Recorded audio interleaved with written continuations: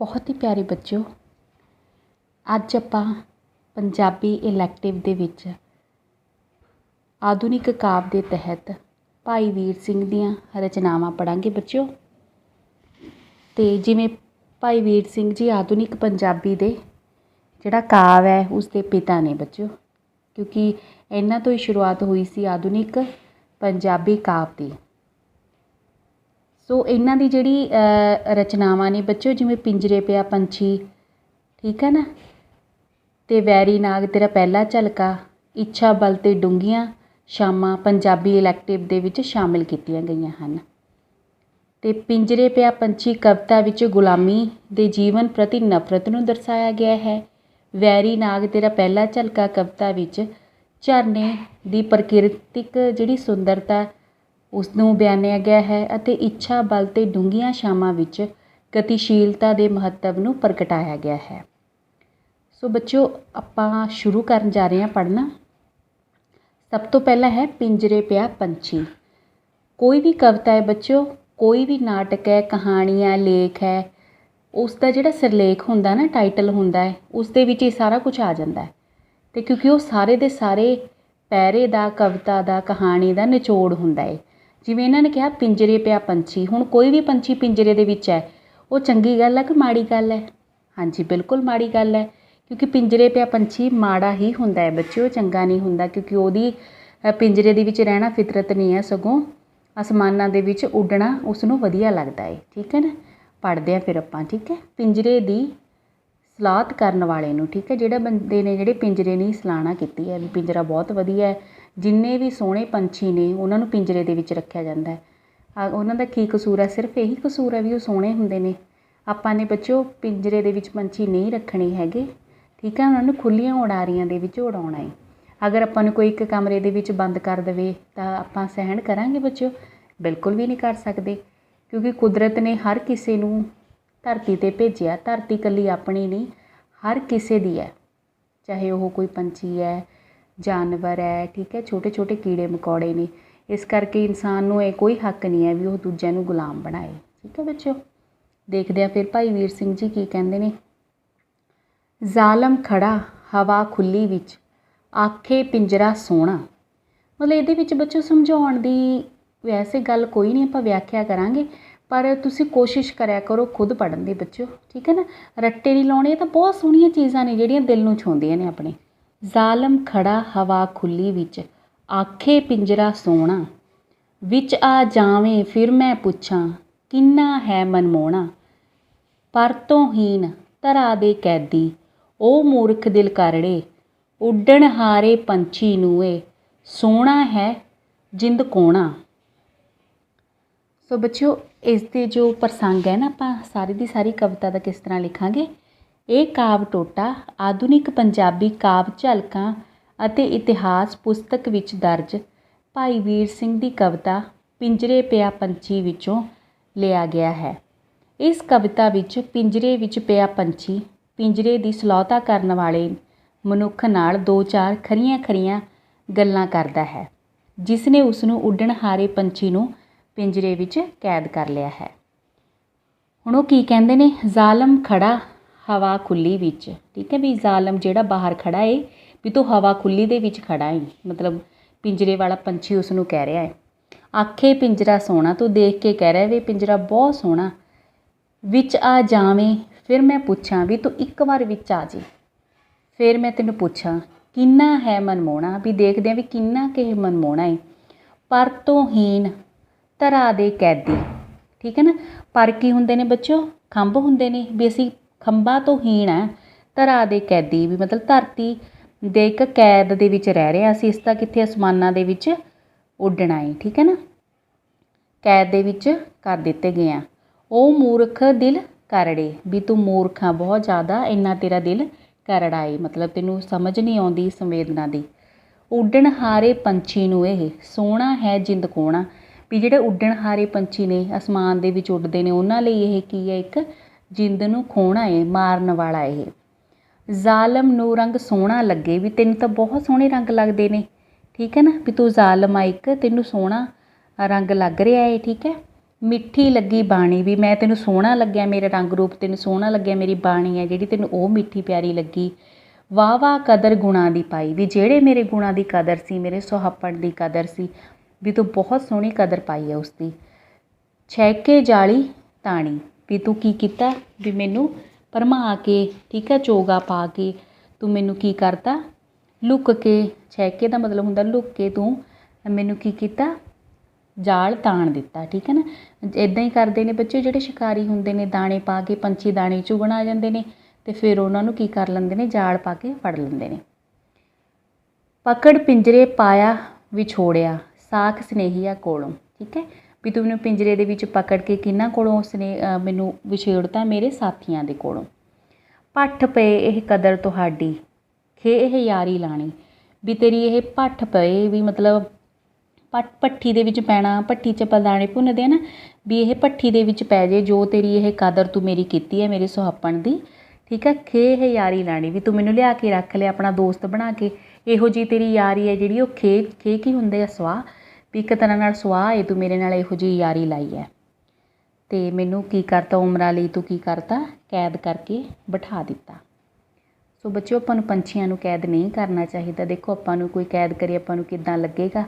ਠੀਕ ਹੈ, ਕੋਈ ਕਿਸੇ ਨੂੰ ਕਿਡਨੈਪ ਕਰ ਲੈਂਦਾ ਉਹ ਕਿੰਨਾ ਰੋਂਦਾ ਏ, ਇਸ ਤਰ੍ਹਾਂ ਆਪਾਂ ਵੀ ਪੰਛੀਆਂ ਨੂੰ ਕਿਡਨੈਪ ਕਰਕੇ ਰੱਖਿਆ ਹੋਇਆ ਹੈ ਨਾ। ਸੋ ਅੱਗੇ ਇਸ ਦਾ ਕੇਂਦਰੀ ਭਾਵ ਕੀ ਹੈ ਬੱਚਿਓ, ਉਹ ਕਹਿੰਦੇ ਨੇ ਵੀ ਸਾਨੂੰ ਜਿਹੜੇ ਪੰਛੀ ਨੇ ਉਹਨਾਂ ਨੂੰ ਬਿਲਕੁਲ ਵੀ ਪਿੰਜਰੇ ਦੇ ਵਿੱਚ ਕੈਦ ਨਹੀਂ ਕਰਨਾ ਚਾਹੀਦਾ। ਸਾਨੂੰ ਆਜ਼ਾਦ ਪੰਛੀ ਨੂੰ ਪਿੰਜਰੇ ਵਿੱਚ ਨਹੀਂ ਪਾਉਣਾ ਚਾਹੀਦਾ, ਕਿਉਂਕਿ ਪਿੰਜਰੇ ਦੀ ਕੈਦ ਅਤੇ ਗੁਲਾਮੀ ਭਰਿਆ ਜੀਵਨ ਉਸ ਲਈ ਦੁੱਖਾਂ ਭਰਿਆ ਅਤੇ ਮਾਰੂ ਹੁੰਦਾ ਹੈ। ਠੀਕ ਹੈ ਨਾ, ਵੀ ਪੰਛੀਆਂ ਨੂੰ ਲੋਕ ਕੈਦ ਕਰ ਲੈਂਦੇ ਨੇ। ਜੋ ਬੱਚੇ ਆਪਾਂ ਵਿਆਖਿਆ ਕੀਤੀ ਹੈ ਨਾ ਉੱਪਰੋਂ ਸਾਰੀ ਤੁਸੀਂ ਲਿਖ ਸਕਦੇ ਹੋ। ਠੀਕ ਹੈ, ਕੇਂਦਰੀ ਭਾਵ ਇਕੱਲਾ ਇਹ ਨਹੀਂ ਸਿਰਫ ਤੁਸੀਂ ਇਹ ਭਾਵ ਹੀ ਪੇਪਰਾਂ 'ਚ ਲਿਖ ਕੇ ਆਉਣਾ, ਇਸ ਦੇ ਨਾਲ ਤੁਸੀਂ ਹੋਰ ਵੀ ਤੁਹਾਨੂੰ ਲਿਖਣਾ ਪੈਣਾ। ਠੀਕ ਹੈ, ਵੀ ਸੋਹਣੇ ਪੰਛੀਆਂ ਨੂੰ ਧੋਖੇ ਨਾਲ ਕੈਦ ਕਰ ਲਿਆ ਜਾਂਦਾ ਹੈ, ਚੋਗਾ ਪਾ ਕੇ, ਲੁੱਕ ਕੇ। ਠੀਕ ਹੈ, ਫਿਰ ਜਾਲ ਤਾਣ ਦਿੱਤਾ ਜਾਂਦਾ ਹੈ, ਫਿਰ ਪੰਛੀ ਉਹਨੂੰ ਸੋਹਣਾ ਲੱਗਦਾ ਜੇ ਉਹਦੀ ਬਾਣੀ ਸੋਹਣੀ ਲੱਗਦੀ ਹੈ, ਪਰ ਫਿਰ ਵੀ ਪੰਛੀ ਰੋਂਦੇ ਨੇ ਵੀ ਉਹਨੂੰ ਕੈਦ ਕਿਉਂ ਕਰ ਲਿਆ। ਠੀਕ ਹੈ ਬੱਚਿਓ, ਇਸ ਤਰ੍ਹਾਂ ਆਪਾਂ ਲਿਖ ਸਕਦੇ ਹਾਂ। ਫਿਰ ਉਸ ਤੋਂ ਬਾਅਦ ਆ ਗਈ ਉਹਨਾਂ ਦੀ ਰਚਨਾ ਵੈਰੀ ਨਾਗ ਦਾ ਪਹਿਲਾ ਝਲਕਾ। ਵੈਰੀ ਨਾਗ ਕੀ ਹੈ ਬੱਚਿਓ, ਚਸ਼ਮੇ ਦਾ ਨਾਂ ਹੈ। ਠੀਕ ਹੈ, ਅਤੇ ਪ੍ਰਸੰਗ ਕਿੱਦਾਂ ਲਿਖਾਂਗੇ ਆਪਾਂ ਇਸਦਾ, ਕਿ ਇਹ ਕਾਵਿ ਟੋਟਾ ਆਧੁਨਿਕ ਪੰਜਾਬੀ ਕਾਵਿ ਝਲਕਾਂ ਅਤੇ ਇਤਿਹਾਸ ਪੁਸਤਕ ਵਿੱਚ ਦਰਜ ਭਾਈ ਵੀਰ ਸਿੰਘ ਦੀ ਲਿਖੀ ਹੋਈ ਕਵਿਤਾ ਵੈਰੀ ਨਾਗ ਦਾ ਪਹਿਲਾ ਝਲਕਾ ਵਿੱਚੋਂ ਲਿਆ ਗਿਆ ਹੈ। ਇਹ ਕਵਿਤਾ ਭਾਈ ਸਾਹਿਬ ਨੇ ਕਸ਼ਮੀਰ ਦੇ ਚਸ਼ਮੇ ਵੈਰੀ ਨਾਗ ਦੀ ਵਿਸਮਾਦਮਈ ਅਦਭੁਤ ਕੁਦਰਤੀ ਸੁੰਦਰਤਾ ਤੋਂ ਪ੍ਰਭਾਵਿਤ ਹੋ ਕੇ ਲਿਖੀ ਹੈ। ਮਤਲਬ ਬਹੁਤ ਸੋਹਣਾ ਜਿਹੜਾ ਝਰਨਾ ਹੈ ਉਹ ਉਹਦੀ ਸੁੰਦਰਤਾ ਤੋਂ ਪ੍ਰਭਾਵਿਤ ਹੋ ਕੇ ਲਿਖੀ ਹੈ। ਉਸ ਦੀ ਕੁਦਰਤੀ ਸੁੰਦਰਤਾ ਵਿੱਚ ਉਹਨਾਂ ਨੂੰ ਕਾਦਰ ਜੋ ਰੱਬ ਹੈ ਦਾ ਸਰੂਪ ਝਲਕਦਾ ਦਿਖਦਾ ਹੈ। ਮਤਲਬ ਇੰਨਾ ਸੋਹਣਾ ਕੁਦਰਤ ਦੇ ਵਿੱਚ ਹੀ ਬੱਚਿਓ ਰੱਬ ਹੁੰਦਾ ਹੈ ਨਾ। ਜਦੋਂ ਆਪਾਂ ਪਹਾੜਾਂ ਦੇ ਵਿੱਚ ਜਾਂਦੇ ਹਾਂ ਆਪਾਂ ਦੇਖਦੇ ਹਾਂ ਉੱਥੇ ਕਿੰਨੀਆਂ ਸੋਹਣੀਆਂ ਸੋਹਣੀਆਂ ਸੀਨਰੀਜ਼ ਨੇ, ਦ੍ਰਿਸ਼ ਨੇ, ਕਿੰਨੇ ਸੋਹਣੇ ਸੋਹਣੇ ਆਪਾਂ ਨੂੰ ਕਿੰਨੇ ਮਨਮੋਹਣੇ ਲੱਗਦੇ ਨੇ ਹੈ ਨਾ ਬੱਚਿਓ। ਸੋ ਦੇਖਿਆ ਕਰੋ ਕੁਦਰਤ ਦੇ ਨਜ਼ਾਰਿਆਂ ਨੂੰ ਵੀ, ਬਹੁਤ ਕੁਛ ਹੈ ਦੇਖਣ ਲਈ ਆਪਣੇ ਲਈ। ਸੋ ਇਹੀ ਵੈਰੀ ਨਾਗ ਦਾ ਪਹਿਲਾ ਝਲਕਾ, ਮਤਲਬ ਜਿਹੜਾ ਵੈਰੀ ਨਾਗ ਝਰਨਾ ਹੈ ਨਾ ਬੱਚਿਓ, ਉਸ ਦਾ ਪਹਿਲਾ ਝਲਕਾ ਕਿੱਦਾਂ ਦਾ ਲੱਗਿਆ। ਕਸ਼ਮੀਰ ਦਾ ਹੈ ਬੱਚਿਓ। ਠੀਕ ਹੈ, ਕਸ਼ਮੀਰ ਦੇ ਬਾਰੇ ਬਹੁਤ ਕੁਛ ਲਿਖਿਆ ਭਾਈ ਵੀਰ ਸਿੰਘ ਜੀ ਨੇ, ਅਤੇ ਹੋਰ ਵੀ ਲਾਜ਼ਮੀ ਪੰਜਾਬੀ ਦੇ ਵਿੱਚ ਵੀ ਕਵਿਤਾਵਾਂ ਨੇ। ਕਸ਼ਮੀਰ ਦੀ ਹੈ ਟੁਕੜੀ ਜਗ ਤੋਂ ਨਿਆਰੀ। ਠੀਕ ਹੈ, ਵੈਰੀ ਨਾਗ ਝਰਨੇ ਬਾਰੇ ਹੋਰ ਬਹੁਤ ਕੁਛ ਉਹ ਕੁਦਰਤ ਦੇ ਬਾਰੇ ਲਿਖਦੇ ਸਨ। ਵੈਰੀ ਨਾਗ ਤੇਰਾ ਪਹਿਲਾ ਝਲਕਾ ਜਦ ਅੱਖੀਆਂ ਵਿੱਚ ਵੱਜਦਾ, ਕੁਦਰਤ ਦੇ ਕਾਦਰ ਦਾ ਜਲਵਾ ਲੈ ਲੈਂਦਾ ਇੱਕ ਸਿਜਦਾ। ਰੰਗ ਫਿਰੋਜ਼ੀ ਝਲਕ ਬਲੌਰੀ ਢਲਕ ਮੋਤੀਆਂ ਵਾਲੀ, ਰੂਹ ਵਿੱਚ ਆ ਜਜ਼ਬ ਹੋਏ ਜੀ ਵੇਖ ਵੇਖ ਨਹੀਂ ਰਚਦਾ। ਠੀਕ ਹੈ ਨਾ, ਕਿੰਨਾ ਸੋਹਣਾ ਲਿਖਿਆ ਦੇਖੋ। ਨਾ ਕੋਈ ਨਾਦ ਸਰੋਦ ਸੁਣੀਵੇ ਫਿਰ ਸੰਗੀਤ ਰਸ ਛਾਇਆ, ਚੁੱਪ ਚਾਨ ਫਿਰ ਰੂਪ ਤੇਰੇ ਵਿੱਚ ਕਵਿਤਾ ਰੰਗ ਜਮਾਇਆ।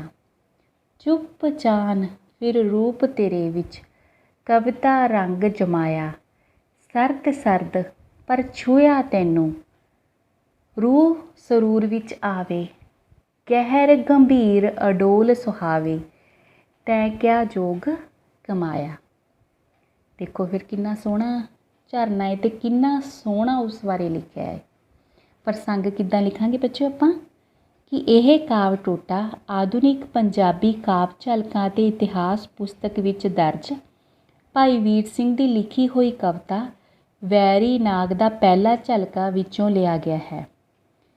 ਇਹ ਕਵਿਤਾ ਭਾਈ ਵੀਰ ਜੀ ਨੇ ਕਸ਼ਮੀਰ ਦੇ ਚਸ਼ਮੇ ਵੈਰੀ ਨਾਗ ਦੀ ਜੋ ਸੁੰਦਰਤਾ ਹੈ ਨਾ ਉਸ ਤੋਂ ਪ੍ਰਭਾਵਿਤ ਹੋ ਕੇ ਲਿਖੀ ਹੈ। ਉਸ ਦੀ ਕੁਦਰਤੀ ਸੁੰਦਰਤਾ ਵਿੱਚ ਉਹਨਾਂ ਨੂੰ ਕਾਦਰ ਪ੍ਰਭੂ ਦਾ ਰੂਪ ਝਲਕਦਾ ਦਿਖਾਈ ਦਿੰਦਾ ਹੈ। ਇਸ ਤਰ੍ਹਾਂ ਹਰ ਸਤਰ ਤੋਂ ਬਾਅਦ ਆਪਾਂ ਇਹ ਜਿਹੜਾ ਪ੍ਰਸੰਗ ਹੈ ਅਗਰ ਤੁਹਾਨੂੰ ਪੇਪਰ ਦੇ ਵਿੱਚ ਆਉਂਦਾ ਆਪਾਂ ਲਿਖਾਂਗੇ, ਠੀਕ ਹੈ। ਅਤੇ ਹੁਣ ਬੱਚਿਓ ਆਪਾਂ ਵਿਆਖਿਆ ਕਰਨੀ ਆ ਅਤੇ ਵਿਆਖਿਆ ਤੁਸੀਂ ਬਹੁਤ ਧਿਆਨ ਨਾਲ ਸੁਣਨੀ ਹੈ, ਠੀਕ ਹੈ। ਸੋ ਵੈਰੀ ਨਾਗ ਤੇਰਾ ਪਹਿਲਾ ਝਲਕਾ ਜਦ ਅੱਖੀਆਂ ਵਿੱਚ ਵੱਜਦਾ। ਉਹ ਕਹਿੰਦੇ ਨੇ ਚਸ਼ਮੇ ਨੂੰ, ਚਸ਼ਮਾ ਕੀ ਹੁੰਦਾ, ਜਿਹੜੇ ਪਹਾੜਾਂ 'ਚੋਂ ਪਾਣੀ ਆਉਂਦਾ ਹੈ, ਝਰਨਾ ਵੀ ਉਸ ਨੂੰ ਕਹਿੰਦੇ ਆਪਾਂ, ਠੀਕ ਹੈ ਨਾ। ਵੀ ਹੇ ਵੈਰੀ ਨਾਗ, ਜਦੋਂ ਤੇਰਾ ਕੁਦਰਤੀ ਬਹੁਤ ਸੁੰਦਰ ਨਜ਼ਾਰਾ ਪਹਿਲੀ ਵਾਰ ਮੇਰੀਆਂ ਅੱਖਾਂ ਦੇ ਸਾਹਮਣੇ ਆਉਂਦਾ ਹੈ, ਕੁਦਰਤ ਦੇ ਕਾਦਰ ਦਾ ਜਲਵਾ ਲੈ ਲੈਂਦਾ ਇੱਕ ਸਜਦਾ। ਵੀ ਮੇਰਾ ਦਿਲ ਕਰਦਾ ਹੈ ਵੀ ਜਿਹੜਾ ਕੁਦਰਤ ਦਾ ਕਾਦਰ ਹੈ ਨਾ, ਜਿਹਨੇ ਤੈਨੂੰ ਸਿਰਜਿਆ ਏ, ਵੀ ਮੈਂ ਉਹਨੂੰ ਸਿਜਦਾ ਕਰਾਂ, ਮਤਲਬ ਨਮਸਕਾਰ ਕਰਾਂ, ਸਿਰ ਝੁਕਾਵਾਂ, ਵੀ ਇੰਨਾ ਸੋਹਣਾ ਏ। ਰੰਗ ਫਿਰੋਜ਼ੀ ਝਲਕ ਬਲੌਰੀ, ਵੀ ਤੇਰਾ ਰੰਗ ਕੀ ਹੈ, ਫਿਰੋਜ਼ੀ ਹੈ। ਵੀ ਤੇਰੀ ਝਲਕ ਕੀ ਹੈ, ਬਲੌਰੀ ਕੀ ਹੁੰਦਾ ਬੱਚੋ, ਸ਼ੀਸ਼ੇ ਵਾਂਗ, ਹੈ ਨਾ। ਕਈ ਲੋਕਾਂ ਦੀਆਂ ਅੱਖਾਂ ਹੁੰਦੀਆਂ ਨੇ ਨਾ ਬਲੌਰੀ, ਬਲੌਰੀ ਦਾ ਮਤਲਬ ਹੁੰਦਾ ਜਿਹੜੇ ਸ਼ੀਸ਼ੇ ਵਾਂਗ ਹੁੰਦੀਆਂ ਨੇ, ਵੀ ਜਿਹੜਾ ਵੀ ਉਹ ਕੱਪੜਾ ਪਾਉਂਦੇ ਨੇ ਉਹੀ ਰੰਗ ਉਹਨਾਂ ਦੀ ਅੱਖਾਂ ਦੇ ਵਿੱਚ ਝਲਕਣ ਲੱਗ ਜਾਂਦਾ, ਠੀਕ ਹੈ ਨਾ। ਸ਼ੀਸ਼ੇ ਵਾਂਗ ਚਮਕਦਾ ਹੈ ਡਲਕ ਮੋਤੀਆਂ ਵਾਲੀ, ਵੀ ਜਿਹੜੀ ਉਹਦੀ ਝਲਕ ਕੀ ਹੈ, ਇੱਕ ਮੋਤੀਆਂ ਵਾਲੀ ਹੈ। ਡਲਕ ਦਾ ਮਤਲਬ ਝਲਕ, ਮੋਤੀਆਂ ਵਾਲੀ।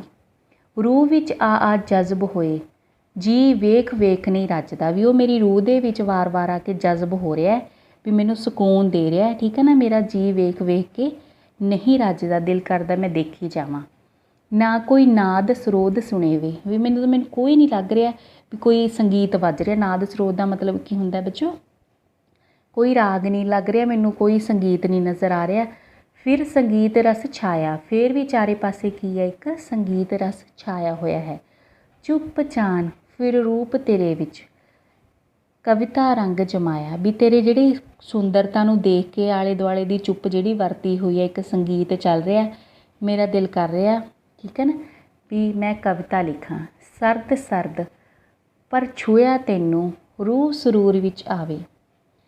ਅਤੇ ਜਦੋਂ ਮੈਂ ਤੈਨੂੰ ਛੂਹਿਆ ਮਤਲਬ ਤੂੰ ਆਪਣੀ ਠੰਡ ਨਾਲ ਮੈਨੂੰ ਤ੍ਰਿਪਤ ਕਰ ਦਿੱਤਾ, ਮੈਨੂੰ ਬਹੁਤ ਸੋਹਣਾ ਲੱਗਿਆ ਅਤੇ ਅਨੋਖਾ ਹੀ ਸਰੂਰ ਆ ਗਿਆ। ਬੱਚੇ ਜਦੋਂ ਆਪਾਂ ਕਵਿਤਾ ਪੜ੍ਹਨੀ ਹੈ ਨਾ, ਤੁਸੀਂ ਆਪਣੇ ਇਮੈਜਿਨ ਕਰਨਾ ਹੈ, ਠੀਕ ਹੈ, ਕਲਪਨਾ ਕਰਨੀ ਹੈ ਵੀ ਤੁਸੀਂ ਉਸ ਦੁਨੀਆ ਦੇ ਵਿੱਚ ਚਲੇ ਗਏ। ਸੋਚੋ ਇੱਕ ਝਰਨਾ ਵਗ ਰਿਹਾ ਹੈ, ਉੱਥੇ ਸੋਹਣਾ ਸੋਹਣਾ ਪਾਣੀ ਆ ਰਿਹਾ, ਬਲੌਰੀ ਪਾਣੀ ਹੈ, ਫਿਰੋਜ਼ੀ ਹੈ, ਸੰਗੀਤ ਚੱਲ ਰਿਹਾ ਪਾਣੀ ਦਾ, ਕਿੰਨਾ ਸੋਹਣਾ ਲੱਗੇ, ਤੁਸੀਂ ਇਕੱਲੇ ਬੈਠੇ ਹੋ ਉੱਥੇ, ਠੀਕ ਹੈ। ਅਤੇ ਕਹਿਰ ਗੰਭੀਰ ਅਡੋਲ ਸੁਹਾਵੇ ਤੈਂ ਕਿਆ ਜੋਗ ਕਮਾਇਆ, ਵੀ ਤੂੰ ਕਿਹੜਾ ਇਹੋ ਜਿਹਾ ਯੋਗ ਸਾਧਨਾ ਕੀਤੀ ਹੈ, ਭਗਤੀ ਕੀਤੀ ਹੈ, ਜਿਸ ਕਾਰਨ ਤੇਰੇ ਵਿੱਚੋਂ ਅਜਿਹਾ ਰਹੱਸਮਈ ਵਿਸਵਾਦ ਹੈ ਜਿਹੜਾ ਮਤਲਬ ਇੰਨਾ ਸੋਹਣਾ ਕੁਛ ਭਰਿਆ ਪ੍ਰਭਾਵ ਜਿਹੜਾ ਉਪਜ ਹੁੰਦਾ ਹੈ। ਅਰਥਾਤ ਤੈਨੂੰ ਇਹ ਉੱਚ ਅਵਸਥਾ ਕਿਸੇ ਕਠਿਨ ਸਾਧਨਾ ਤੋਂ ਪ੍ਰਾਪਤ ਹੋਈ ਜਾਪਦੀ ਹੈ। ਬਹੁਤ ਸੋਹਣਾ ਲੱਗਦਾ ਬੱਚੇ ਜਦੋਂ ਆਪਾਂ ਪਹਾੜਾਂ ਦੇ ਨਜ਼ਾਰੇ ਨੂੰ ਵੇਖਦੇ ਹਾਂ, ਠੀਕ ਹੈ। ਪਰ ਇਨਸਾਨ ਸਿਰਫ ਆਪਣੇ ਤੱਕ ਹੀ ਸੀਮਿਤ ਹੋ ਕੇ ਰਹਿ ਗਿਆ ਅਤੇ ਦੇਖਣਾ ਆਪਾਂ ਨੇ। ਹੁਣ ਆਪਾਂ ਪ੍ਰਸੰਗ, ਇਹ ਕਵਿਤਾ ਭਾਈ ਸਾਹਿਬ ਨੇ ਕਸ਼ਮੀਰ ਦੇ ਪ੍ਰਸਿੱਧ ਚਸ਼ਮੇ ਵੈਰੀ ਨਾਗ ਦੀ ਅਦਭੁਤ ਕੁਦਰਤੀ ਸੁੰਦਰਤਾ ਤੋਂ, ਉਹਨਾਂ ਦੀ ਕੁਦਰਤ ਪ੍ਰਤੀ ਇਸ ਪਹੁੰਚ ਦਾ ਭਲੀ ਭਾਂਤ ਪ੍ਰਗਟਾਵਾ ਹੋਇਆ ਹੈ। ਇਹ ਕਵਿਤਾ ਭਾਈ ਸਾਹਿਬ ਨੇ ਕਸ਼ਮੀਰ ਦੇ ਪ੍ਰਸਿੱਧ ਚਸ਼ਮੇ ਵੈਰੀ ਨਾਗ ਦੀ ਅਦਭੁਤ ਕੁਦਰਤੀ ਸੁੰਦਰਤਾ ਤੋਂ ਪ੍ਰਭਾਵਿਤ ਹੋ ਕੇ ਲਿਖੀ ਅਤੇ ਉਸ ਦੀ ਕੁਦਰਤੀ ਸੁੰਦਰਤਾ ਵਿੱਚ ਉਹਨਾਂ ਨੂੰ ਕਾਦਰ ਭਾਵ ਰੱਬ ਦਾ ਸਰੂਪ ਝਲਕਦਾ ਵਿਖਾਈ ਦਿੰਦਾ ਹੈ। ਭਾਈ ਵੀਰ ਸਿੰਘ ਜੀ ਕਹਿੰਦੇ ਹਨ ਕਿ ਜਦੋਂ ਮੈਨੂੰ ਪਹਿਲੀ ਵਾਰ ਇਹ ਜੋ ਵੈਰੀ ਨਾਗ ਚਸ਼ਮਾ ਹੈ ਉਸ ਦਾ ਨਜ਼ਾਰਾ ਮੇਰੀਆਂ ਅੱਖਾਂ ਦੇ ਸਾਹਮਣੇ ਆਇਆ ਤਾਂ ਮੈਨੂੰ ਬਹੁਤ ਵਧੀਆ ਲੱਗਾ ਅਤੇ ਮੈਨੂੰ ਇੱਦਾਂ ਲੱਗਾ ਵੀ ਮੈਂ ਕੁਦਰਤ ਦੇ ਕਾਦਰ ਨੂੰ ਸਿਜਦਾ ਕਰਾਂ। ਤੇਰੇ ਪਾਣੀ ਦਾ ਰੰਗ ਫਿਰੋਜ਼ੀ ਹੈ, ਉਹ ਸ਼ੀਸ਼ੇ ਵਾਂਗ ਚਮਕਦਾ ਅਤੇ ਮੋਤੀਆਂ ਵਾਂਗ ਡਲਕਦਾ ਹੈ। ਬੱਚਿਓ ਆਪਣੀਆਂ ਅੱਖਾਂ ਦੇ ਸਾਹਮਣੇ ਉਹ ਕਲਪਨਾ ਕਰੋ ਵੀ ਤੁਸੀਂ ਚਸ਼ਮੇ ਦੇ ਕੋਲੋਂ, ਹੈ ਨਾ। ਤੇਰੀ ਇਹ ਰਹੱਸਮਈ ਵਿਸਮਾਦ ਨਾਲ ਭਰੀ ਸੁੰਦਰਤਾ रूह विच जज़ब हुंदी जांदी है ते इस नूं देख देख के दिल रजदा नहीं। मैनू तेरे नेड़े नेड़े किसे वजदे होए नाद ਜਾਂ ਗਾਏ ਜਾਂਦੇ ਰਾਗ ਦੀ ਆਵਾਜ਼ ਸੁਣਾਈ ਨਹੀਂ ਦਿੰਦੀ, ਪਰ ਫਿਰ ਵੀ ਤੇਰਾ ਅਦਭੁਤ ਦ੍ਰਿਸ਼ ਸੰਗੀਤ ਨਾਲ ਭਿੱਜਿਆ ਪ੍ਰਤੀਤ ਹੁੰਦਾ ਹੈ। ਆਲੇ ਦੁਆਲੇ ਭਾਵੇਂ ਚੁੱਪ ਵਰਤੀ ਹੋਈ ਹੈ, ਪਰ ਤੇਰੀ ਸੁੰਦਰਤਾ ਵਿੱਚ ਕਵਿਤਾ ਦੀ ਅਦਭੁਤਤਾ ਅਤੇ ਕੋਮਲਤਾ ਨੇ ਆਪਣਾ ਰੰਗ ਜਮਾਇਆ ਹੋਇਆ ਪ੍ਰਤੀਤ ਹੁੰਦਾ ਹੈ। ਤੂੰ ਆਪਣੀ ਠੰਡ ਨਾਲ ਮੇਰੇ ਮਨ ਵਿੱਚ ਠੰਡ ਵਰਤਾ ਰਿਹਾ ਹੈ। ਤੈਨੂੰ ਛੂਹਣ ਨਾਲ ਮੇਰੀ ਰੂਹ ਨੂੰ ਅਨੋਖਾ ਸਕੂਨ ਆ ਰਿਹਾ ਹੈ। ਤੇਰੀ ਗਹਿਰ ਗੰਭੀਰ ਅਡੋਲਤਾ ਅਤੇ ਸੁੰਦਰਤਾ ਦੇਖ ਕੇ ਮੈਨੂੰ ਜਾਪਦਾ ਹੈ ਕਿ ਤੂੰ ਕੋਈ ਕਠਿਨ ਤਪੱਸਿਆ ਸਾਧ ਕੇ ਇਸ ਅਵਸਥਾ ਨੂੰ ਪ੍ਰਾਪਤ ਕੀਤਾ ਹੈ। ਦੇਖੋ ਬੱਚੋ ਕਿੰਨਾ ਸੋਹਣਾ ਲਿਖਿਆ ਹੈ ਨਾ। ਉਸ ਤੋਂ ਬਾਅਦ ਆ ਗਿਆ ਇੱਛਾ ਬਲ ਤੇ ਡੂੰਘੀਆਂ ਛਾਵਾਂ। ਇਸ ਦੇ ਵਿੱਚ ਪ੍ਰਸੰਗ ਲਿਖਣ ਤੋਂ ਪਹਿਲਾਂ ਬੱਚੋ ਮੈਂ ਦੱਸਦਾ ਵੀ ਹੈ ਕੀ ਹੈ ਇਹ, ਅਤੇ ਇਹ ਵੀ ਉਹਨਾਂ ਨੇ ਕੁਦਰਤ ਨੂੰ ਸਮਰਪਿਤ ਕੀਤਾ ਹੈ। ਚਲੋ ਆਪਾਂ ਪ੍ਰਸੰਗ ਕਰ ਹੀ ਲੈਂਦੇ ਹਾਂ, ਹੈ ਨਾ। ਕਿ ਇਹ ਕਾਵਿ ਟੋਟਾ ਆਧੁਨਿਕ ਪੰਜਾਬੀ ਕਾਵਿ ਝਲਕਾਂ ਅਤੇ ਇਤਿਹਾਸ ਪੁਸਤਕ ਵਿੱਚ ਦਰਜ ਭਾਈ ਵੀਰ ਸਿੰਘ ਦੀ ਰਚੀ ਹੋਈ ਕਵਿਤਾ ਇੱਛਾ ਬਲ ਤੇ ਡੂੰਘੀਆਂ ਛਾਵਾਂ ਵਿੱਚੋਂ ਲਿਆ ਗਿਆ ਹੈ।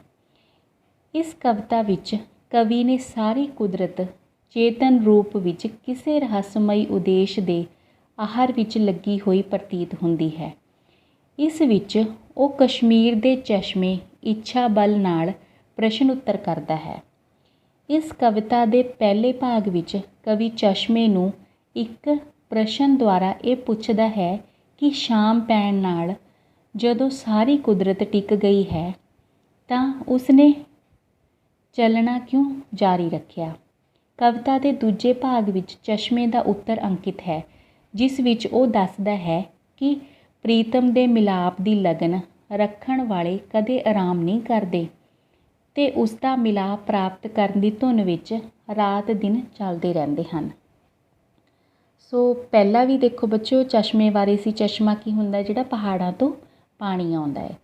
ਅਤੇ ਦੂਸਰਾ ਵੀ ਇਹਨਾਂ ਨੇ ਇਹੀ ਲਿਖਿਆ ਹੈ, ਠੀਕ ਹੈ। ਇੱਛਾ ਬਲ ਅਤੇ ਡੂੰਘੀਆਂ ਛਾਵਾਂ ਦੇ ਵਿੱਚ ਚਸ਼ਮੇ ਦਾ ਨਾਮ ਇੱਛਾ ਬਲ ਹੈ, ਠੀਕ ਹੈ। ਵੀ ਤੂੰ ਕਿਉਂ ਚੱਲ ਰਿਹਾ ਹੈ, ਚਸ਼ਮੇ ਨੂੰ ਕਿਹਾ ਗਿਆ ਹੈ ਮਤਲਬ। ਅਤੇ ਉਹ ਕਹਿੰਦੇ ਨੇ ਵੀ ਜਿਹੜੀ ਸਾਰੀ ਦੁਨੀਆ ਹੈ ਉਹ ਸੋ ਗਈ ਹੈ, ਪਰ ਤੂੰ ਕਿਉਂ ਲਗਾਤਾਰ ਚੱਲ ਰਿਹਾ ਹੈ, ਠੀਕ ਹੈ। ਤਾਂ ਉਹ ਕਹਿੰਦਾ ਇਹ ਚਸ਼ਮੇ ਦਾ ਉੱਤਰ ਆਉਂਦਾ ਵੀ ਮੈਨੂੰ ਆਪਣੇ ਪ੍ਰੀਤਮ ਮਤਲਬ ਸਮੁੰਦਰ 'ਚ ਅੱਗੇ ਜਾਂਦੇ ਨਾ ਟਿਕਾਣਾ ਇਹਨਾਂ ਦਾ ਸਭ ਦਾ, ਅਤੇ ਮੈਨੂੰ ਉਹਨੂੰ ਮਿਲਣ ਦੀ ਇੰਨੀ ਚਾਹਨਾ ਹੈ ਵੀ ਮਤਲਬ ਮੈਂ ਸੋ ਨਹੀਂ ਸਕਦਾ।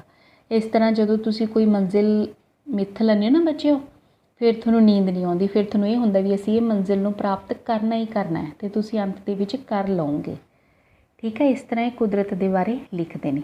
ਪ੍ਰਸ਼ਨ ਪੁੱਛਦੇ ਨੇ ਉਹ ਚਸ਼ਮੇ ਨੂੰ, ਸਾਂਝ ਹੋਈ ਪਰਛਾਵੇਂ ਛੁਪ ਗਏ, ਕਿਉਂ ਇੱਛਾ ਬਲ ਤੂੰ ਜਾਰੀ, ਨੈ ਸਰੋਧ ਕਰ ਰਹੀ ਉਵੇਂ ਹੀ, ਤੇ ਟੁਰਨਾ ਵੀ ਨਹੀਂ ਹਾਰੀ, ਸੈਲਾਨੀ ਤੇ ਪੰਛੀ ਮਾਲੀ ਹਨ ਸਭ ਆਰਾਮ ਵਿੱਚ ਆਏ, ਸਹਿਮ ਸਵਾਦਲਾ ਛਾ ਰਿਹਾ ਸਾਰੇ, ਤੇ ਕੁਦਰਤ ਟਿਕ ਗਈ ਸਾਰੀ। ਚਸ਼ਮੇ ਦਾ ਕੀ ਉੱਤਰ ਆਉਂਦਾ, ਸੀਨੇ ਖਿੱਚ ਜਿਨ੍ਹਾਂ ਨੇ ਖਾਧੀ, ਉਹ ਆਰਾਮ ਨਹੀਂ ਬਹਿੰਦੇ, ਨੇਹੂ ਵਾਲੇ ਨੈਣਾ ਕੀ ਨੀਂਦਰ, ਉਹ ਦਿਨੇ ਰਾਤ ਪਏ ਵਹਿੰਦੇ, ਇੱਕੋ ਲਗਨ ਲੱਗੀ ਲਈ ਜਾਂਦੀ, ਹੈ ਟੋਰ ਅਨੰਤ ਉਹਨਾਂ ਦੀ, ਵਸਲੋਂ ਉਰੇ ਮੁਕਾਮ ਨਾ ਕੋਈ, ਸੋ ਚਾਲ ਪਏ ਨਿਤ ਰਹਿੰਦੇ। ਦੇਖੋ ਕਿੰਨਾ ਸੋਹਣਾ ਆਪਾਂ ਨੂੰ ਸੁਨੇਹਾ ਦਿੱਤਾ ਹੈ ਨਾ। ਅਤੇ ਹੁਣ ਆਪਾਂ ਵਿਆਖਿਆ ਕਰਦੇ ਹਾਂ ਬੱਚੋ ਇਸ ਦੀ, ਕਿ ਸਾਂਝ ਹੋਈ ਪਰਛਾਵੇਂ ਛੁਪ ਗਏ। ਸਾਂਝ ਦਾ ਮਤਲਬ ਕੀ ਹੁੰਦਾ ਬੱਚੋ, ਸਾਂਝ ਆਪਾਂ ਕਿਸ ਨੂੰ ਕਹਿੰਦੇ ਹੁੰਦੇ, ਸ਼ਾਮ ਨੂੰ। ਵੀ ਸ਼ਾਮ ਹੋ ਗਈ ਤਾਂ ਪਰਛਾਵੇਂ ਮਤਲਬ ਚਾਰੇ ਪਾਸੇ ਹਨੇਰਾ ਹੋ ਗਿਆ, ਪਰਛਾਵੇਂ ਛੁਪ ਗਏ। ਕਿਉਂ ਇੱਛਾ ਬਲ ਤੂੰ ਜਾਰੀ, ਵੀ ਇੱਛਾ ਬਲ ਤੂੰ ਕਿਉਂ ਲਗਾਤਾਰ ਚੱਲ ਰਿਹਾ ਹੈ, ਵੀ ਸ਼ਾਮ ਤਾਂ ਪੈ ਗਈ ਹੈ, ਪਰਛਾਵੇਂ ਧੁੱਪ 'ਚ ਦਿਖਦੇ ਨੇ ਆਪਾਂ ਨੂੰ, ਰਾਤ ਨੂੰ ਨਹੀਂ ਦਿਖਦੇ। ਨੈ ਸਰੋਧ ਕਰ ਰਹੀ ਉਵੇਂ ਹੀ, ਅਤੇ ਟੁਰਨੋਂ ਵੀ ਨਹੀਂ ਹਾਰੀ, ਵੀ ਉਸ ਤਰ੍ਹਾਂ ਹੀ ਤੂੰ ਲਗਾਤਾਰ ਚੱਲ ਰਿਹਾ। ਸੈਲਾਨੀ ਅਤੇ ਪੰਛੀ ਮਾਲੀ, ਵੀ ਸੈਲਾਨੀ ਵੀ ਜਿਹੜੇ ਘੁੰਮਣ ਜਾਂਦੇ ਨੇ ਨਾ, ਸੈਲਾਨੀ ਕਹਿੰਦੇ ਆਪਾਂ ਉਹਨਾਂ ਨੂੰ। ਪੰਛੀ ਵੀ ਰਾਤ ਨੂੰ ਸ਼ਾਮ ਪਈ ਤੋਂ ਆਪਣੇ ਘਰਾਂ 'ਚ ਚਲੇ ਜਾਂਦੇ ਨੇ, ਅਤੇ ਮਾਲੀ ਜਿਹੜੇ ਉੱਥੇ देख रेख करते ने, सारे चले गए, सारे सौ गए ਹਨ। सब आराम विच आए, सारे सो गए, जा चुके ने, आराम कर रहे ने। सहम सवादला छा रहा सारे, ते कुदरत टिक गई सारी। ठीक है ना, वो कहते हैं भी चारे पासे आराम ही आराम है। ठीक है, पर तू क्यों जाग रहा है, भी तेनों की यही जी गल है भी तू क्यों नहीं वो कर रहा, आराम कर रहा। चारे पासे आनंद भरी चुप दा स्वाद छा रहा है, सारी कुदरत टिक गई है, पर तू तो उस तरह चल रहा है, इसका की कारण है। चश्मे का उत्तर आता है, सीने खिच जिन्हां ने खाधी, वो घर आराम नहीं बहते। ठीक है ना, भी जेड़े कवि का प्रश्न सुन के चश्मे ने उत्तर दिता कि संझ पै जाण नाल उस उत्ते चल रहन दा जिहड़ी एक रवानगी है वो लगातार चल रही है। ठीक है, क्योंकि उसनूं अपने प्रीतम नूं मिलण दी चाहना है। जिन्हां दे दिल विच अपने प्रीतम लई खिच हुंदी है, वो कदे भी आराम नहीं करदे। न्यों वाले नैना की नींदर, वो दिने रात पे वਹਿੰਦੇ। ठीक है ना, भी जिन्हां नूं इह तांग हुंदी है वो कदे भी नहीं रुकदे ते वो लगातार ही चलदे रहंदे हन। इक्को लगन लगी ਲਈ ਜਾਂਦੀ है टोर अनंत, उन्हां दी भी उन्हां दी जिहड़ी लगन हुंदी है उस नूं मिलण दी, वो लगातार उन्हां नूं अगे लिजाई जांदी है। उन्हां दी चाल दे विच कोई फर्क नहीं पैंदा। टोर दा मतलब चाल। वसलों उरे मुकाम ना कोई, सो चाल पए नित रहिंदे। ठीक है ना, भी इस तो बिना उन्हां नूं कोई थां नहीं है ते इस करके वो लगातार तुरे जाते हैं। मतलब प्रीतम के मिलाप तो उरे उन्हां दा कोई पड़ाव नहीं हुंदा, इसलिए वो रात दिन अपने चाले तुरे जाते हैं। भाव रब दे प्रेमी सुख आराम की परवाह नहीं करते ते वो प्रीतम के मिलाप की तांग विच दिन रात यतन करते हैं। सो देखिया बच्चों, आपां ने भी अपनी मंजिल नूं मिथ लैना। ਜਦੋਂ तक ਆਪਾਂ मंजिल नहीं ना मिथते, ਆਪਾਂ ਨੂੰ कोई पता ही नहीं, ਆਪਾਂ आराम नाल बैठे हाँ। ਤੇ पर ਜਿਹੜੀ ਜ਼ਿੰਦਗੀ ਆਪਾਂ ਨੂੰ ਸਿਰਫ ਆਰਾਮ ਕਰਨ ਲਈ ਨਹੀਂ ਮਿਲੀ ਬੱਚਿਓ, ਕੁਛ ਆਪਣਾ ਨਾਮ ਰੌਸ਼ਨ ਕਰਨ ਲਈ ਮਿਲੀ ਹੈ। ਇਸ ਕਰਕੇ ਆਪਾਂ ਨਾਮ ਰੌਸ਼ਨ ਕਰਨਾ ਹੈ। ਠੀਕ ਹੈ, ਔਰ ਹੁਣ ਇਹਦੇ ਕੇਂਦਰੀ ਭਾਵ ਦੇਖਦੇ ਆਪਾਂ ਕਿ ਇੱਛਾ ਬਲ ਤੇ ਡੂੰਘੀਆਂ ਛਾਵਾਂ ਕਵਿਤਾ ਭਾਈ ਵੀਰ ਸਿੰਘ ਦੀ ਲਿਖੀ ਹੋਈ ਹੈ। ਇਸ ਦਾ ਵਿਸ਼ਾ ਸੱਚੇ ਪ੍ਰੇਮੀ ਦੀ ਅਨੰਤ ਗਤੀਸ਼ੀਲਤਾ ਹੈ, ਮਤਲਬ ਲਗਾਤਾਰ ਚੱਲਣਾ ਹੈ। ਇਸ ਕਵਿਤਾ ਵਿੱਚ ਭਾਈ ਸਾਹਿਬ ਨੂੰ ਸਾਰੀ ਕੁਦਰਤ ਚੇਤਨ ਰੂਪ ਵਿੱਚ ਕੋਈ ਰਹੱਸਮਈ ਉਦੇਸ਼ ਦੇ ਆਹਾਰ ਵਿੱਚ ਲੱਗੀ ਪ੍ਰਤੀਤ ਹੁੰਦੀ ਹੈ। ਇਸ ਵਿੱਚ ਭਾਈ ਸਾਹਿਬ ਕਸ਼ਮੀਰ ਦੇ ਚਸ਼ਮੇ ਇੱਛਾ ਬਲ ਨਾਲ ਪ੍ਰਸ਼ਨ ਉੱਤਰ ਕਰਦੇ ਹਨ। ਇਹ ਕਵਿਤਾ 2 ਤੁਰਿਆਈਆਂ ਵਿੱਚ ਅੰਕਿਤ ਕੀਤੀ ਗਈ ਹੈ ਤੇ ਪ੍ਰਸ਼ਨ ਉੱਤਰ ਪੁੱਛੇ ਗਏ ਹਨ। ਕਵਿਤਾ ਦੇ ਪਹਿਲੇ ਭਾਗ ਵਿੱਚ ਭਾਈ ਸਾਹਿਬ ਚਸ਼ਮੇ ਨੂੰ ਪ੍ਰਸ਼ਨ ਪੁੱਛਦੇ ਹਨ ਕਿ ਦਿਨ ਢਲ ਗਿਆ ਹੈ, ਸੈਲਾਨੀ ਪੰਛੀ ਮਾਲੀ ਸਾਰੇ ਆਰਾਮ ਕਰ ਰਹੇ ਨੇ, ਚਾਰੇ ਪਾਸੇ ਕੁਦਰਤ ਦੀ ਜੋ ਸ਼ਾਂਤੀ ਹੈ ਟਿਕ ਗਈ ਹੈ, ਕੁਦਰਤ ਹੈ, ਪਰ ਤੂੰ ਕਿਉਂ ਨਹੀਂ ਆਰਾਮ ਕਰਦਾ, ਲਗਾਤਾਰ ਕਿਉਂ ਚੱਲ ਰਿਹਾ ਹੈ। ਕਵਿਤਾ ਦੇ ਦੂਜੇ ਭਾਗ ਦੇ ਵਿੱਚ ਚਸ਼ਮਾ ਕਵੀ ਦੇ ਪ੍ਰਸ਼ਨ ਦਾ ਉੱਤਰ ਦਿੰਦਾ ਹੋਇਆ ਕਹਿੰਦਾ ਹੈ ਕਿ ਉਸਦੇ ਸ਼ਾਮ ਪੈਣ ਉੱਤੇ ਵੀ ਚੱਲਣੇ ਦਾ ਜੋ ਇੱਕ ਅੰਦਰ ਉਹਦੇ ਲਗਨ ਹੈ ਉਹ ਲਗਾਤਾਰ ਉਸ ਨੂੰ ਲਈ ਜਾ ਰਹੀ ਹੈ, ਕਿਉਂਕਿ ਉਸਦੇ ਪ੍ਰੀਤਮ ਦੀ ਜੋ ਖਿੱਚ ਹੈ ਉਸ ਨੂੰ ਪੈ ਰਹੀ ਹੈ, ਮਤਲਬ ਮਿਲਾਪ ਦੀ ਲਗਨ ਲੱਗੀ ਹੋਈ ਹੈ। ਜਿਨ੍ਹਾਂ ਦੇ ਦਿਲ ਵਿੱਚ ਆਪਣੇ ਪ੍ਰੀਤਮ ਲਈ ਖਿੱਚ ਹੁੰਦੀ ਹੈ ਉਹ ਕਦੇ ਵੀ ਆਰਾਮ ਨਹੀਂ ਕਰਦੇ। ਜਿਨ੍ਹਾਂ ਅੱਖਾਂ ਨੂੰ ਆਪਣੇ ਪ੍ਰੀਤਮ ਦੀ ਤਾਂਘ ਹੁੰਦੀ ਹੈ ਉਹ ਕਦੇ ਵੀ ਨਹੀਂ ਸੌਂਦੀਆਂ। ਠੀਕ ਹੈ ਨਾ, ਉਹ ਦਿਨ ਰਾਤ ਖੁੱਲ੍ਹੀਆਂ ਰਹਿੰਦੀਆਂ ਹਨ ਅਤੇ ਆਪਣੀ ਚਾਲੇ ਚੱਲਦੀਆਂ ਰਹਿੰਦੀਆਂ ਹਨ। ਠੀਕ ਹੈ ਬੱਚਿਓ, ਇਸ ਤਰ੍ਹਾਂ ਪ੍ਰਸ਼ਨ ਉੱਤਰ ਦੇ ਰੂਪ ਦੇ ਵਿੱਚ ਭਾਈ ਸਾਹਿਬ ਨੇ ਇਸ ਕਵਿਤਾ ਵਿੱਚ ਸੱਚੇ ਪ੍ਰੇਮੀਆਂ ਦੀ ਮੰਜ਼ਿਲ ਦਰਸਾਈ ਹੈ ਅਤੇ ਦੱਸਿਆ ਹੈ ਕਿ ਰੱਬ ਦੇ ਪ੍ਰੇਮੀ ਉਸ ਦੇ ਮਿਲਾਪ ਲਈ ਹਰ ਸਮੇਂ ਯਤਨਸ਼ੀਲ ਰਹਿੰਦੇ ਹਨ। ਸੋ ਇਹ ਸਨ ਬੱਚਿਓ ਕਵਿਤਾਵਾਂ ਪਿੰਜਰੇ ਪਿਆ ਪੰਛੀ, ਠੀਕ ਹੈ, ਵੈਰੀ ਨਾਗ ਦਾ ਪਹਿਲਾ ਝਲਕਾ ਅਤੇ ਇੱਛਾ ਬਲ ਤੇ ਡੂੰਘੀਆਂ ਛਾਵਾਂ। ਠੀਕ ਹੈ, ਅਤੇ ਹੁਣ ਆਪਾਂ ਇਹਨਾਂ ਦੇ ਨਾਲ ਸੰਬੰਧਿਤ ਪ੍ਰਸ਼ਨ ਉੱਤਰ ਕਰਦੇ ਹਾਂ ਕਿ ਪਿੰਜਰੇ ਪਿਆ ਪੰਛੀ, ਵੈਰੀ ਨਾਗ ਦਾ ਪਹਿਲਾ ਝਲਕਾ, ਇੱਛਾ ਬਲ ਤੇ ਡੂੰਘੀਆਂ ਛਾਵਾਂ ਕਵਿਤਾ ਨੇ ਕਿਹਨਾਂ ਨੇ ਲਿਖੀ ਹੈ? ਭਾਈ ਵੀਰ ਸਿੰਘ ਜੀ ਨੇ। ਭਾਈ ਵੀਰ ਸਿੰਘ ਦੀ ਕਿਸੇ ਕਵਿਤਾ ਦਾ ਨਾਂ ਦੱਸੋ, ਆਪਾਂ ਇਹਨਾਂ ਦੇ ਵਿੱਚੋਂ ਦੱਸ ਦਾਂਗੇ ਬੱਚਿਓ। ਪਿੰਜਰੇ ਪਿਆ ਪੰਛੀ ਕਵਿਤਾ ਵਿੱਚ ਪੰਛੀ ਕਿਸ ਨੂੰ ਸੰਬੋਧਨ ਕਰਦਾ ਹੈ? ਪਿੰਜਰੇ ਦੀ ਸਲਾਹਤਾ ਕਰਨ ਵਾਲੇ ਨੂੰ। ਪਿੰਜਰੇ ਨੂੰ ਮਤਲਬ ਜਿਹੜੇ ਸਲਾਉਂਦੇ ਨੇ, ਜਿਹੜੇ ਸਿਫਤ ਕਰਦੇ ਨੇ। ਪਿੰਜਰੇ ਦੀ ਸਲਾਹਤਾ ਕਰਨ ਵਾਲੇ ਨਾਲ ਕੌਣ ਗੱਲਾਂ ਕਰਦਾ ਹੈ? ਪੰਛੀ ਜੋ ਪਿੰਜਰੇ ਦੇ ਅੰਦਰ ਹੈ। ਖੁੱਲ੍ਹੀ ਹਵਾ ਵਿੱਚ ਖੜ੍ਹਾ ਹੋ ਕੇ ਪਿੰਜਰੇ ਦੀ ਸਲਾਹਤਾ ਕਰਨ ਵਾਲੇ ਲਈ ਕਵੀ ਕਿਹੜਾ ਸ਼ਬਦ ਵਰਤਦਾ ਹੈ? ਜ਼ਾਲਮ। ਪਿੰਜਰੇ ਪਿਆ ਪੰਛੀ ਕਵਿਤਾ ਵਿੱਚ ਜ਼ਾਲਮ ਕਿਸ ਨੂੰ ਕਿਹਾ ਗਿਆ ਹੈ? ਪੰਛੀ ਨੂੰ ਜੋ ਪਿੰਜਰੇ ਦੇ ਵਿੱਚ ਹੈ। ਜ਼ਾਲਮ ਜੋ ਪਿੰਜਰੇ ਵਿੱਚ ਸਿਫਤ ਕਰਦਿਆਂ ਕਿਹੜਾ ਸ਼ਬਦ ਵਰਤਦਾ ਹੈ? ਸੋਹਣਾ। ਜ਼ਾਲਮ ਨੇ ਪੰਛੀ ਨੂੰ ਕਿਸ ਤਰ੍ਹਾਂ ਫੜਿਆ ਹੈ? ਜਾਲ ਲਾ ਕੇ। ਪੰਛੀ ਨੂੰ ਕਿੱਥੇ ਰਹਿਣਾ ਚੰਗਾ ਨਹੀਂ ਲੱਗਦਾ? ਪਿੰਜਰੇ ਵਿੱਚ। ਮਨੁੱਖ ਨੇ ਪੰਛੀ ਨੂੰ ਪਿੰਜਰੇ ਵਿੱਚ ਕਿਉਂ ਰੱਖਿਆ ਹੈ? ਸੋਹਣਾ ਲੱਗਣ ਕਰਕੇ। ਪੰਛੀ ਕਿਸ ਤਰ੍ਹਾਂ ਰਹਿਣਾ ਚਾਹੁੰਦੇ ਹਨ? ਆਜ਼ਾਦ। ਪੰਛੀ ਨੂੰ ਕਿਸ ਦੀ ਯਾਰੀ ਪਸੰਦ ਨਹੀਂ? ਪਿੰਜਰੇ ਵਿੱਚ ਪਾਉਣ ਵਾਲੇ ਦੀ। ਵੈਰੀ ਨਾਗ ਕਿਸ ਦਾ ਨਾਂ ਹੈ? ਚਸ਼ਮੇ ਦਾ। ਵੈਰੀ ਨਾਗ ਚਸ਼ਮਾ ਕਿੱਥੇ ਹੈ? ਕਸ਼ਮੀਰ ਵਿੱਚ। ਵੈਰੀ ਨਾਗ ਨੂੰ ਦੇਖ ਕੇ ਕਵੀ ਕਿਸ ਨੂੰ ਸਿਜਦਾ ਕਰਦਾ ਹੈ? ਕਾਦਰ ਦੇ ਜਲਵੇ ਨੂੰ। ਵੈਰੀ ਨਾਗ ਨੂੰ ਛੂਹਣ ਨਾਲ ਕੀ ਅਨੁਭਵ ਹੁੰਦਾ ਹੈ? ਰੂਹ ਨੂੰ ਸਰੂਰ ਮਿਲਦਾ ਹੈ। ਵੈਰੀ ਨਾਗ ਦੇ ਚਸ਼ਮੇ ਉੱਤੇ ਕਾਹਦਾ ਰਸ ਸਮਾਇਆ ਪ੍ਰਤੀਤ ਹੁੰਦਾ ਹੈ? ਸੰਗੀਤ ਰਸ। ਕੌਣ ਗਹਿਰ ਗੰਭੀਰ ਤੇ ਅਡੋਲ ਜਾਪਦੇ ਹਨ? ਵੈਰੀ ਨਾਗ ਚਸ਼ਮਾ। ਵੈਰੀ ਨਾਗ ਚਸ਼ਮੇ ਨੂੰ ਗਹਿਰ ਗੰਭੀਰ ਤੇ ਅਡੋਲ ਦੇਖ ਕੇ ਕਵੀ ਨੂੰ ਚਸ਼ਮੇ ਕਿਹੋ ਜਿਹੇ ਲੱਗਦਾ ਹੈ? ਮਤਲਬ ਕਿੱਦਾਂ ਦਾ ਲੱਗਦਾ ਹੈ? ਜੋਗੀ। ਇੱਛਾ ਬਲ ਤੇ ਡੂੰਘੀਆਂ ਛਾਵਾਂ ਕਵਿਤਾ ਵਿੱਚ ਕਵੀ ਕਿਸ ਨੂੰ ਪ੍ਰਸ਼ਨ ਕਰ ਰਿਹਾ ਹੈ? ਇੱਛਾ ਬਲ ਚਸ਼ਮੇ ਨੂੰ। ਇੱਛਾ ਬਲ ਕਿਸ ਦਾ ਨਾਂ ਹੈ? ਚਸ਼ਮੇ ਦਾ। ਵੈਰੀ ਨਾਗ ਇੱਛਾ ਬਲ ਚਸ਼ਮਾ ਕਿੱਥੇ ਹੈ? ਕਸ਼ਮੀਰ ਦੇ ਵਿੱਚ। ਸੈਲਾਨੀ ਪੰਛੀ ਤੇ ਮਾਲੀ ਕੀ ਕਰ ਰਹੇ ਹਨ? ਆਰਾਮ। ਕਵਿਤਾ ਵਿੱਚ ਆਏ ਮੁਕਾਮ ਸ਼ਬਦ ਤੋਂ ਕੀ ਭਾਵ ਹੈ? ਮੰਜ਼ਿਲ। ਜਿਨ੍ਹਾਂ ਦੇ ਸੀਨੇ ਵਿੱਚ ਪਿਆਰ ਦੀ ਖਿੱਚ ਹੁੰਦੀ ਹੈ ਉਹ ਕੀ ਨਹੀਂ ਕਰਦੇ? ਆਰਾਮ। ਜਿਨ੍ਹਾਂ ਦੇ ਮਨ ਵਿੱਚ ਪਿਆਰੇ ਨੂੰ ਮਿਲਣ ਦੀ ਲਗਨ ਹੋਵੇ ਉਹਨਾਂ ਦੀ ਤੋਰ ਕਿਹੋ ਜਿਹੀ ਹੁੰਦੀ ਹੈ? ਅਨੰਤ।